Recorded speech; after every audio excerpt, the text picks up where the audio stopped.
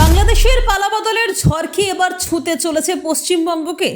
বাংলায় যদি বিজেপি ক্ষমতায় আসে কত বড় চ্যালেঞ্জ হবে ভেবে দেখেছেন কখনো? বাংলার জটিল সামাজিক সমীকরণ সামলানো সহজ নয়। পদ্ম শিবিরের কাছে কঠিন পরীক্ষা।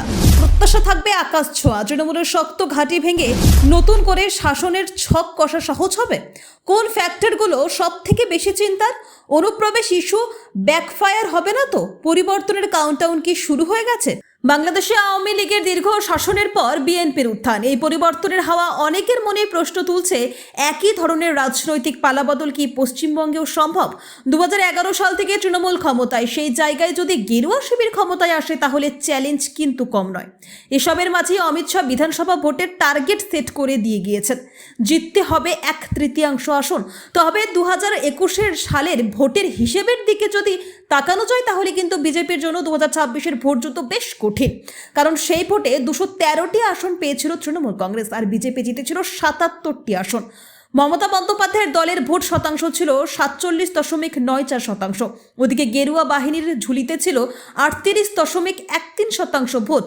আর এই পরিসংখ্যান দেখে এটা পরিষ্কার যে বঙ্গ বিজেপির, কারণ প্রায় 10% ভোটের তফাৎ রয়েছে টিএমসি এবং বিজেপির মধ্যে। আর এই তফাতের পেছনে সংখ্যালঘু ভোট না পাওয়া, দক্ষিণবঙ্গে খারাপ ফল ও বুথ ধরে রাখতে না পারা সহ একাধিক কারণ রয়েছে বলে মনে করছেন বিশেষজ্ঞরা।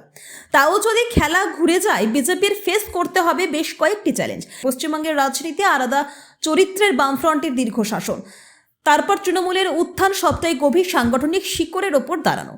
বামেদের টানা 3 দশকের বেশি শাসন তার বড় উদাহরণ। তারা কেবল সরকার চালায়নি, গ্রাম থেকে শহর পর্যন্ত পার্টির সংগঠন, কৃষক শ্রমিক ইউনিয়ন, পঞ্চায়েত কাঠামো সবকিছুর মধ্যে নিজেদের শিকড় গেঁথে ফেলেছিল।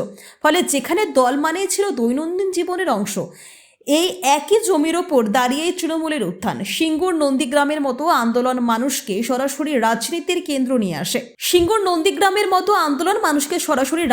কেন্দ্রে নিয়ে আসে। ফলে তৃণমূলও খুব দ্রুত নিজস্ব সংগঠন গড়ে তোলে। পঞ্চায়েত, ব্লক, জেলা স্তরে এক বিশাল নেটওয়ার্ক তৈরি হয়।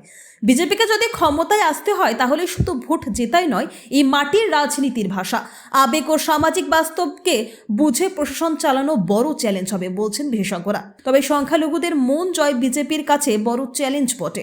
অনুপ্রবেশ ইস্যু নিয়ে বারবার আশ্বাস দিয়েছে বিজেপি, যা অন্যদিকে গিয়ে ব্যাকফায়ারও করতে পারে। বিরোধীরা বারবার অভিযোগ তোলে এই ইস্যু আসলে মেরুকরণের হাতিয়ার, যা সংখ্যালঘুদের মধ্যে ভয় ও অনিশ্চয়তা তৈরি করে।